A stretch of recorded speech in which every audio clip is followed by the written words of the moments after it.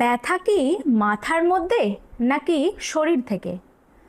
অনেক ক্ষেত্রেই আমরা দেখি যে ব্লাড রিপোর্ট, এমআরআই সব কিছু নর্মাল।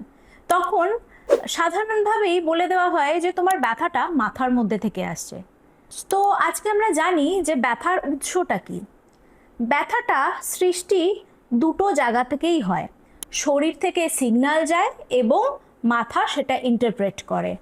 তো ব্যথাটা দুটো জায়গা থেকে মিলিতভাবে হয়, শরীর এবং মাথা দুটো ইকুয়াল পার্ট প্লে করে। অনেক ক্ষেত্রেই আমরা দেখে থাকি কোনো ড্যামেজ, কোনো টিস্যু ড্যামেজ বা কোনো রকম কোনো সমস্যা নেই, তাও ব্যথাটা হচ্ছে। অনেক ক্ষেত্রে হয় কি, অল্প ব্যথাটাকেই আমাদের ব্রেন সিগন্যালটাকে অনেক বেশিভাবে দেখে, সেই কারণে ব্যথাটা আমরা অনেক বেশি অনুভব করি। কিন্তু এদিকে দেখছি শরীরে সেই সিগন্যালটা খুব কম, মানে ব্যথা যে কারণে হবে, যে টিস্যু ড্যামেজ থেকে হবে, সেই সিগন্যালটা কম। তো ব্যথা যখন হচ্ছে তার ডেফিনিট কোনো কারণ আছে, তো সেই কারণটা খুঁজে বার করা খুবই ইম্পর্টেন্ট।